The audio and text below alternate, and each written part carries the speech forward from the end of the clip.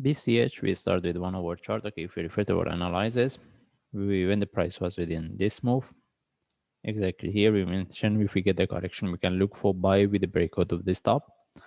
Okay, and we mentioned whether we can have entry above this here or above here. Okay, that's what we mentioned. If we get a bigger correction, we can have it. If we want to look for having entry above the top, we put it here. Okay, now this is what we have been looking for, because what we were expected to get the bigger correction, because at that time, so when the price was exactly within this move, there was no correction. But as we can see, the price tag, break, and reverse.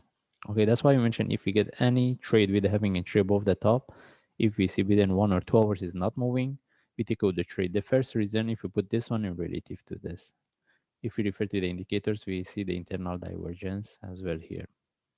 Okay, that's why we get this move. If we could move our stop loss to break even, we do it. If not, we take out the trade. And even if we move to 15 minutes, easily we can see that after the breakout of the top, the way it was moving is not corrective. Is a corrective, and even based on 1 hour chart, we had a divergence. That's why we could move our sub loss to break even and leave it, because there was a gap. The price, the highest, we get 1559. All right, or if we couldn't move our sub loss into break even, we take out the trade. We don't want to stay with the trade when we see this kind of the move and with the divergence. Now we want to see how we can look for trade. First of all, we move to forward chart. Based on forward chart, as we can see, the price broke the top. All right, this is the highest. And but make the, if we put this one in relative to this, since this one have a broke the top, MACD doesn't show us anything. As you can see, there is no divergence, even if we zoom in. Okay, but if I refer to another one, I have a divergence. That's why when there was a breakout of the top, with even based on 1 hour of forward charts, we knew that the price can reverse. Now the question is, because if you remember when we have been within this move and this move, we mentioned any times the price break this top, we can the first time we're looking at this, the second we look at this, we can expect the price to drop. This is the first and this is the second, because we mentioned still we are within this correction. Now the question is, can we put this one in relative to this? That means can we expect this one to drop a bit more for one more correction for continuation? Because in most of the chart we have that. Okay, the only question is how deep this one can go. Whether we can put our trend line here is too close. All right, maybe we do it on 1 hour chart. Okay, the only thing is based on 4 hour chart. We want to see how deep this one can go. Then we can put this one in relative to this for running flat for next up move. Or still we are this is the correction. Still this one can be more corrective, continue. Then at the higher price we get. At mostly we will expect to get this one rather than to get a deeper correction here. Okay, that means still we can expect this one can move a bit higher. Then at the higher price after the breakout of the top, we get the one bigger correction similar to what we have here. If we move to 1 hour chart, you can see that, because based on 1 hour chart, as we can see, if we put our trend line here, okay, every times the price drop, retest, reverse.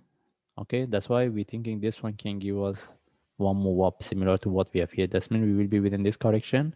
The price can continue and break the top. At the higher price, we can get the any correction relative to this. But we should be aware that may this one turn to a big correction and can break this one, can break this trend line. Okay, now how we can trade it?